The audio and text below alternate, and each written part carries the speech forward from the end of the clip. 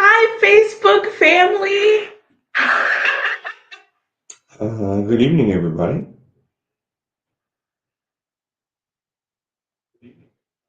Okay, so it's working. So, in the ongoing saga of not knowing how to work our own audio equipment, we had a little bit of an issue with the regular computer that we use this evening. So, we are on a totally different computer, and because of that, we're using a different audio source, which is not as crisp as I like it, but it's going to do its job. It's going Yeah. to do the job, and we're going to be able to bring you guys just a shorter episode than normal. Today, we are taking a break from our regular schedule and what we usually have been talking about. We'll be talking about some of it, but we're going to kind of pause and take a minute to discuss some pretty big goings on that have been affecting families in our lives consistently now for months. hmm Um, I, I really wanted to take some time and talk about, we talked about grief before, but I wanted to talk about loss and what it means for a family. And also just address some of the crazy scenarios going on surrounding schools and school age children, middle school, elementary, and high school. We even had a situation at Chat State, or it was no, it was UTC. Recently, Yeah, yeah. UTC. They had a scare. So I just wanted us to take a minute to address some of the stuff. Hey, Jess. To address some of the things going on, and just we're just going to talk through it. We don't really have like a script tonight. We're really just going to dig into some of these issues, and maybe give some helpful tips and encouragement about what you should do, what we should do as people, as the church, hmm and how you can make it through these kind of difficult situations going on right now. Yeah. So firstly,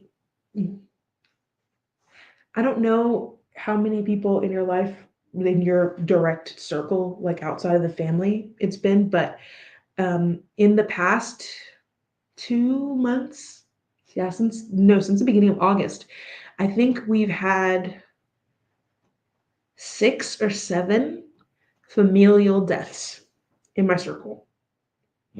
Coworkers, hmm friends, hmm people hmm who I respect, people who I love, have had huge losses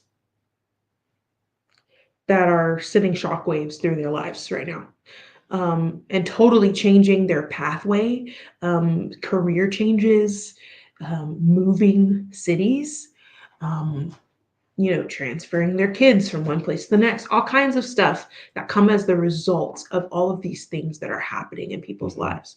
So then I'm going to just posit the question, Dad. I don't know who all might have a question about how to deal with loss, but one of the things that I am struggling with right now is how to support families who are experiencing a loss that is entirely disruptive to their normal life, to their regular daily rhythms. Um, I have 2 families now that I know of who I see every week. I see them, I see their kids, and they have had significant losses. And I guess the struggle for me is I'm not in their direct family. Like, I'm not in their family, I'm not in their direct friend group. And so I often wonder, what can I do to support a family that is having a significant loss? That's a tough one. And we all struggle with that. We all struggle, what should I do? What should I say? How much should I say? How much should I do? All of that. Yeah.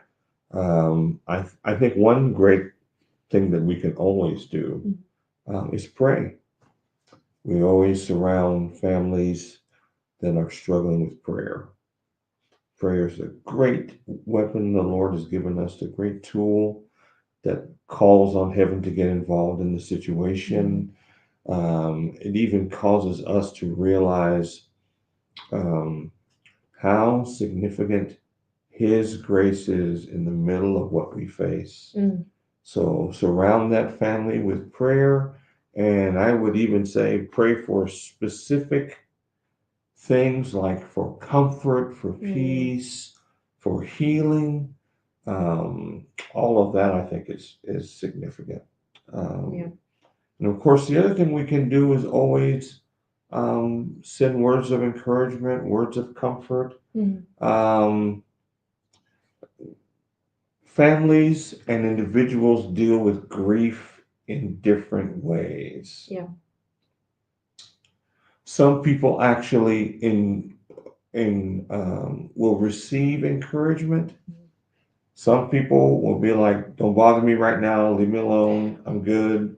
And when I get that signal, it's okay to draw away enough to allow them to feel like they can go through that, but just enough of an encouraging word to say, if you're ready, when you're ready, I'm available to listen, care, offer consolation. Yeah. The idea is really not to offer advice or, or to try to guide them in a specific sense. It's more just to be there. Great passage for that, I think, is Job, chapters 1 and 2. I think it's chapter 2, when Job went through everything he went through and lost a bunch of kids. Yeah. His wife basically kind of said, "You're on your own." And he's sitting in a diseased state, and his friends, his real friends, come there and sit with him and say nothing for 7 days. They just sit with him in his pain. That said more about the friendship to me than anything else. Yeah. It's okay to not know what to do, but to just be open, be willing, be loving, and just open yourself. And you don't have to give advice. You don't have to, you know, um, say statements like, I know what you're going through. Do you really? Sometimes it's just to be there to give a hug or a smile or care. Yeah. So prayer is important, and words of encouragement, words of hope, and all of that is encouraging. And one of the other ways we can help families with that is sometimes when families go through times of grief, like you said, their world is turned upside down. Have you thought about sending a meal? Have you thought about bringing groceries? Have you thought about even giving help with their financial needs? You may think that's not important, but sometimes when we're in that grief state, we don't know what's going on, and we don't realize some of the things that happen with us, even financially or socially. So it's okay to do that. It's okay to offer help in those ways, and that says a lot about your heart towards them, and that says to them that you care enough that if you need anything, we're here and available. That's just some ways. I mean, there's probably several other ways, but those are the ways that I know of in my life. I felt led to help people. Yeah. So, Okay. I had one more kind of question on this topic. This is the one that's hardest for me. Okay. So knowing what to do is hard because inherently I want to fix things. I'm a fixer. I want to fix it. I want to make it better. I want to do all the things. But then there's the other side. So now I leave this to my students' parents and that kind of stuff. But my students and I, we discuss loss. We discuss grief. We discuss what happens, how we respond to things when we have tragedy or when we have loss. And we pray in class. But I'm interested to know, Dad, you are a dad. How would somebody in a healthy way bring up the idea of loss in their family and explain? Because now I have students who I have to say, oh, your teacher's not here because such and such happened in their family, in their life. And some of them, they're old enough to understand now what that means.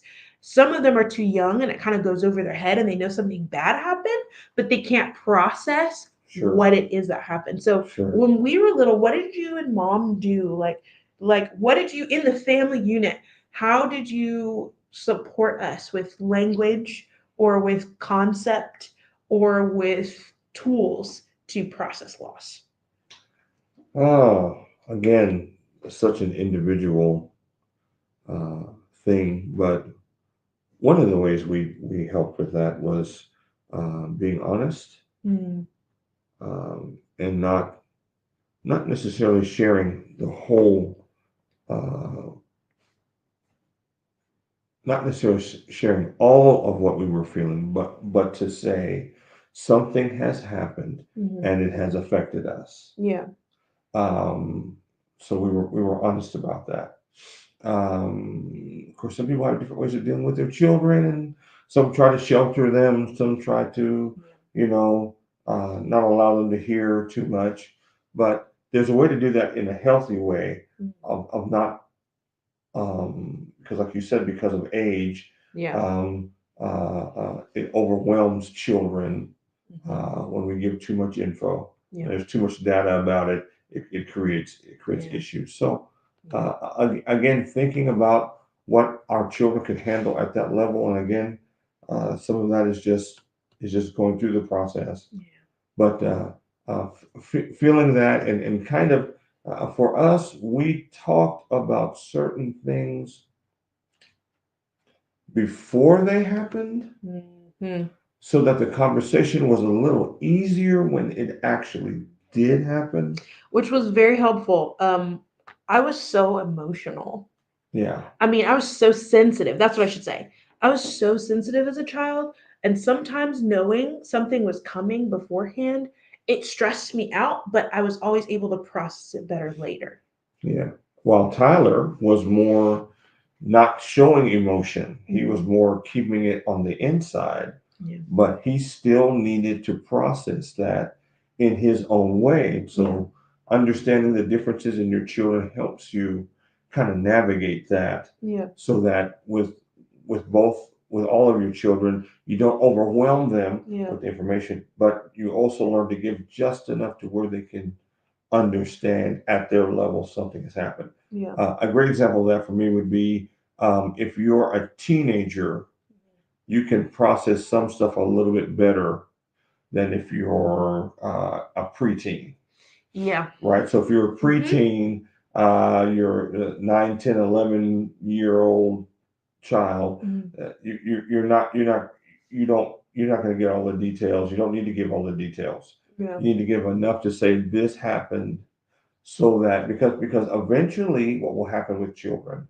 is that they may not understand, but children are excellent feelers Yeah. and they can process that emotional stuff around them. They can actually go to and that's here's another part of that you have to ask the Lord to give you grace and wisdom on. When is it the right time for me to bring a child to a funeral? When is the right time for us to um, withhold certain information? Mhm. How can we say it in a way that they can still understand but process it, but not lie about it? Yeah. And there's certain phrases sometimes that we use that confuse, especially younger children. That just makes me think of Okay? Michael Jr., his sketch about going to church and Yeah. going to a funeral, and his grandma didn't explain. And there was just a guy in a box in the front. And he was Yeah. like, is this just what they do? Like Right. to scare Right. people into Right. heaven? Right. And you You can tell know? from his routine, it traumatized him. It was like, Yeah. okay, It's whoa. traumatizing. But there's ways of explaining, and again, I don't want to give you like a formula.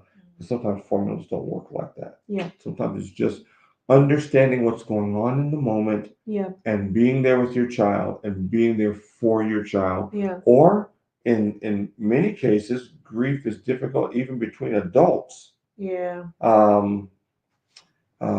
One of the things about grief that is really difficult is if that child or that family member had a deep relationship with the one who is lost or the one who dies, they Yeah. will process grief on a whole nother plane that somebody more on the outskirts will not. Yeah. So you have to be more careful Yeah. trying to, and I hate to keep using the word navigate, but trying to go through the process with them of handling that grief. Now, we talked about this before. Mhm. Some people with grief become completely withdrawn. Yeah. They build up a huge, and it's really a defense mechanism. It's a giant defense mechanism that says, at this moment, I can't process this, so I'm not going to even try. So I'm going to withdraw in that way. Yeah. And so what I'm saying by my unwillingness to speak or to go in a room, be by myself, or all of that stuff, what I'm saying is I need to be alone. That's okay. Let them be alone. That's okay. That's part of the process. And there will come a time that God will prompt your heart, or you'll be able to tell, okay, maybe this is a good door that they're opening Mhm. for me to walk through. But until that time, let them be by themselves. You can't force hope or comfort on anyone. Mhm. If it's real comfort or real hope, it has to be received. Yeah. And that's okay. Now, some people they go into a withdrawn state, but their withdrawn is I'm going to act right now like everything is okay, like it actually didn't happen yet. Yeah. Denial. So I'm going to walk around in denial. I'm going to walk around. Da, da, da, da. I'm going to live my life, and but all the time on the inside they are screaming. Yeah. But because of the way they're designed, it's overwhelming Yeah. sorrow and information. They can't handle it. So how they process it? They process it by saying it didn't happen. Yeah. There's some people on the other end that will tell everybody on planet Earth it happened. That's just, but that's how they deal Yeah. with every. And then there's some people that turn to, and there's always a sense of sadness, but there's some people that go into depression Yeah. over that. And then there's some people that go to anger. Anger is kind of Yeah. can be a sign of I don't know how to process this, so let me be mad with everybody. And grief even works this way. And I did not realize this till what happened with our daughter Andrea and some other people that I'm sorry. Yeah. Yeah, I'm looking at the computer Yeah. screen, and other people were dealing with this too. I for a little bit, I almost, and this is going to sound strange, I almost wanted to be angry with the one who died. And I'm just being honest. Mm-hmm. I wanted to be, and I've seen some other people be upset with this too. Like, they'll say, "Why did they leave so soon?" Or, or here's one: I didn't get a chance to tell them goodbye. Yeah. Or there was some stuff I wanted to talk to them about, but I didn't. And it's covered by a sense of anger, but really underneath it, there's a sense of regret. Yeah. That is absolutely very human. Yeah. You see me? That is human. Yeah. You're the deeper the relationship, Mhm. the deeper the the sense of grief or pain. And it's just the way we're wired. We're wired that way. Because when we love somebody, we love them. And some people used to say, that person's loving them hard, which is their way of saying they're really deeply. And when there's a death, there's a tear. It's a rip. Yeah. And because we've created soul relationship with them. Yeah. So that's normal. Going through the process then requires me to give them time Yeah. to go through it. But also I have to look and check into my own self. When Andrea passed, there was just this moment. I was like, and I was dealing with this with her and God. I'm going to say something here that's going to sound a little strange, but I'm learning this so much more. I had in my own heart, Andrea did nothing wrong. Nothing. She was a beautiful baby. She did nothing wrong. But I had to let her go by realizing there was nothing more Yeah. we could have done to help her. Yeah. We did, and Tracy, my wife, she says the same thing. We scratched our heads. Is there anything more we could have done? Is there anything more we could have said? Could we have gone to?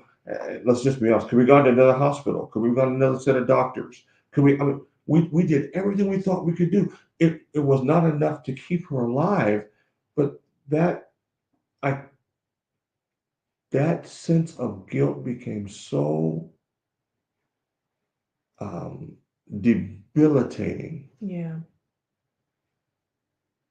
I felt like um, shutting down. I felt like shutting down.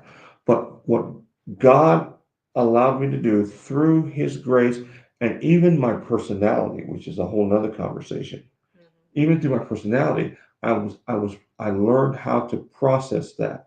Now there's still some questions that are there. That's okay. Yeah. We're human. But here's the part I think that you need to hear. This is tough, and it's going to sound strange. I had to learn. Are you ready for this? I don't know if you're ready for this. This is. I had to learn to forgive God. Now I know what you're saying. You're saying God didn't do anything wrong. You're absolutely right. God did nothing wrong. What I had to do was I was blaming Him for the situation. Yeah. As if it was His fault. And not rejoicing in the fact that Andrea came through our life. Yeah. Yeah. Grief has a really big way. So Auntie Glynis made a comment earlier about the ministry of presence. Grief is very good about pulling people out of the present. Yeah. And the way that it does that is all humans know that there's something wrong with death. Like we all know that something is not right. Yeah. That the person who's gone shouldn't be gone. Yeah. We were not built with the intention in mind to die. It's not, for lack of a better word, natural. Yeah. It's unnatural to die. Yeah. And so when you process that in the context of a family, and each individual person has to process and the family has to process together, it gets messy because we all know something's wrong. Yeah. And so we get pulled out of the present because it throws us off balance. Because we all know something's wrong, but no one knows how to fix it. Yeah. Yeah. There's no way to fix it. And so who do you blame when there's no way to fix something? Yeah. But they have all the power. You blame God. Yeah. And that's what I was doing. I was angry. I was angry. But here is a gift God has given us. I never thought about this as a gift till recently. God has given us the gift of weeping. Weeping and sorrow Mhm. is a gift. Mhm. How is it a gift? Because it's our relief valve. It's all the storm and stuff that is inside of us that if we don't find a way to let it out, will absolutely destroy us. Yeah. But weeping and sorrow is God's way of helping us still realize how important they were in our lives, but releasing all of that pressure. And I love it because remember, we've been talking about families, right? We've been talking about Adam and Eve, and we talked a little bit about Noah, and we talked about Abraham, Isaac, and Jacob. One of the greatest passages on family in the Bible is Genesis 50. If you ever get a chance, study Genesis 50. Three things happen in Genesis 50. Number one, Jacob dies in chapter 49, and then they have to bury him. And Jacob gives instructions about his burial. He says, I don't want to be buried here. I'm going to be buried in the same cave that Abraham and Sarah, Isaac and Rebekah, and Leah are buried. I want to be buried in the same place. So Joseph and his brothers, and remember, there's still some tension between Joseph and his brothers. Mm-hmm. Okay? Joseph and his brothers leave, and Joseph goes after 40 days.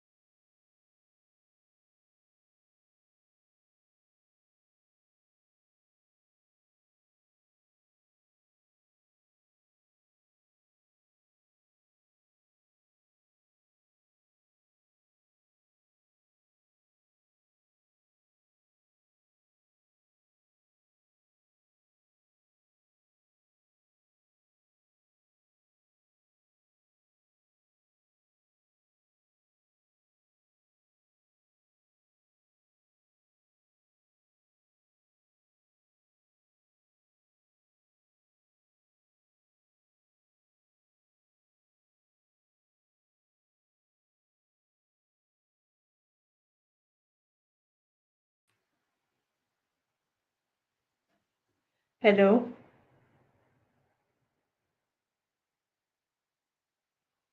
Like that. Hey, we're back. Yeah. Sorry about that. Just we're having technical difficulties all around. Yeah, but we got it back this time, which is Yes. nice. Yes. Okay. Yes. Well, to make a long story short, Joseph and his brothers go bury Jacob, which is a whole. That's just you need to read that. It's actually in the first 14 verses. So there's this sense of grief. This grief is in the family, right? Okay, watch this. This is good. That grief does something that we don't think about. Verses 15 through 21. When Jacob dies, the brothers are afraid of Joseph. They're afraid that Joseph is going to retaliate now that Jacob is dead. Yeah. Okay? What it does is that grief and that whole process actually creates an opportunity Mm. for giving, Mm. forth giving. Mm. The death of Jacob, which was a time of grief, Mm. created an opportunity for Joseph to forgive. Yeah. Now, this is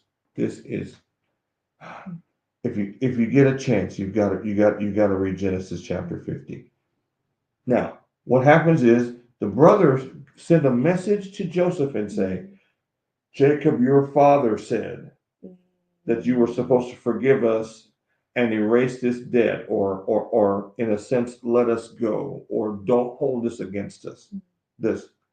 Matter of fact, verse 17, this is what you are to say to Joseph. I ask you to forgive your brothers the sins and the wrongs they committed in treating you so badly. Now please forgive the sins of the servants of the God of your father. When their message came to him, here's what Joseph did. He wept. A lot of weeping in this.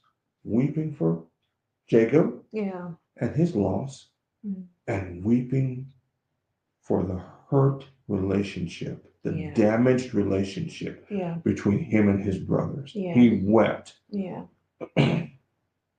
His brothers then came threw themselves down before him. Verse 18. We are your slaves, they said. Yeah. God used this to turn the brothers around Yeah. and Joseph around. Yeah. Joseph says, verse 19, don't be afraid. Am I in the place of God? Mm. You intended to harm me, Wow.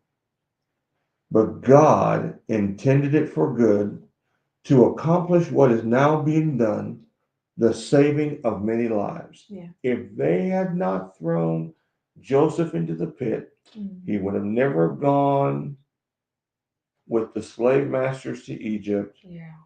He would have never been bought by Potiphar. Yeah. Potiphar's wife would have never tried to seduce him. He would have never gone to prison. In prison, he would have never met the baker. If he never met the baker, he would never been introduced to the Pharaoh. If he hadn't been introduced to the Pharaoh, he wouldn't have become the prime minister. If he hadn't become the prime minister, he wouldn't have been the savior of Egypt, which eventually became the savior of Israel. Yes. So God used all those things, all that grief and pain, to create a situation where Joseph could actually save his own family. Mm. Listen. Mm. I cannot explain to you how deep the hurt is. Mm. But if I understand the scriptures, where Paul said, where sin doth abound, grace doth much more abound.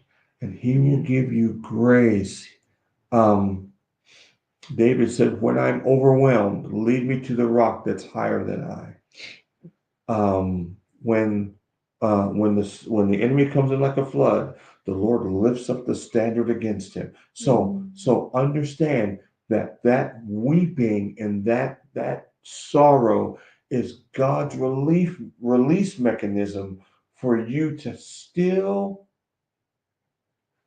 feel the depth of the relationship, but the pain of loss not destroy you. Yeah. Yeah. And one day we'll have a conversation about how men deal with loss, how women deal with loss. Because it is different. And that's okay. That is okay. One of the greatest flaws of Western society is homogenizing humans. Yeah. We are not the same on an individual level or on the level of genders. And that's good. When God created mankind, he made them different on purpose, male and female, and he said it was good. Nothing about it is bad. Yeah. Nothing about it is bad. It is okay for men to learn from women about grief. It's okay for women to learn from men about grief. Some of the ways that men handle things are more efficient than the way women handle things, just by nature of what the hormones and the things on the inside of men do for them. Yeah. There's nothing wrong with reaping the benefit of that. But there's also nothing wrong with the way a woman emotes. If it is more what they would consider unrestrained or whatever, men can learn from that, right? Absolutely. There's a place to meet. We don't have to be the same though. Right. We can just meet each other in the same. Yeah. Let me give you an example, then we can wrap this up. When we're part of Genesis 50, when Tracy and I processed Andrea's death differently, one of the main reasons why we processed it differently was, even though Andrea was my daughter as much as hers, and Tessa's sister, Mm. and Tyler's sister, Yeah. Tracy's the only one that carried her. Yeah. So there was a sense of loss in Tracy I could not identify with. I couldn't. Mhm. I didn't carry her, but Tracy did. Yeah. And Tracy felt a loss that was way deeper than I could ever feel. Yeah. So Tracy, in her way, had to deal with that, and in some ways is still dealing with that. I deal with it as well, but I didn't carry Andrea in my body. Mm. But because Tracy is a feeler, she could feel the loss physically even more than I could ever feel it. Yeah. That's okay. That's how God wired us. Mm-hmm. That's absolutely okay. Here's the last point, and then I'll be finished.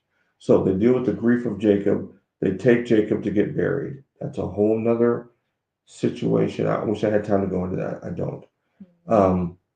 Joseph forgives his brothers. There's the grief of Jacob. There's the giving or forgiving of the brothers, and then there's the going. This passage is amazing to me.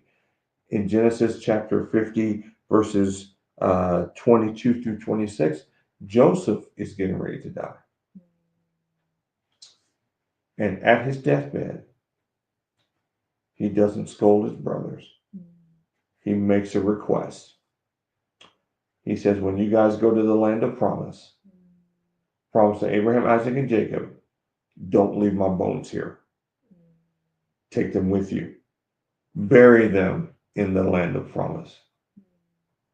Don't leave dead bones here. Take them with you to the land of promise. Listen, Joseph was saying, in my death, I'm going to give you some hope. We won't always stay here. Yeah. There's a promise for a new land. And when we get to that new land, I want you to take my bones with you. And the Bible records in Exodus specifically that when God's people left Egypt, they took Joseph's bones with them. Sure did. Had to carry them in the wilderness for 40 years, but buried his bones in the promised land. There is a promise after the pain. Yeah. There's a promise after the pain. We will, by God's grace, see our loved ones again in that land of promise where God is and they are, and will never be separated from them again. Yeah. Hold on to that. Yeah. Yeah. Okay, guys. Wow. All of you wonderful people who have families or starting families, are reconciling with families, please be encouraged. Right? So be encouraged and just keep in your mind's eye that the promise is still coming, right? Christ came, he fulfilled the law to bring us all to a place of equality so that we can all receive the promise. Okay. That's already done. The Holy Spirit is with us, helping us, comforting us, doing all those things. But also, don't miss opportunities in the grief because God is by nature a redeemer. So he redeems everything. So if you are in a situation where you are an older sibling, like I am, or a mom or a dad or grandparents, and you're trying to help yourself, young children, a family through loss, um, don't forget the encouragement and the things that we talked about tonight, but also make sure you reach out. Make sure you do your due diligence. Sure. Make sure, read the book. Yeah. Watch the interview, listen to the podcast, take a vacation, journal, stretch, do all the things, do your due diligence, and just remember the promise that is coming as you're working through everything because God will redeem the process of your grief and will bring good things out of it. Sure. So, Sure. All right, y'all. All right. Then have a good night. Good night. God bless. Bye.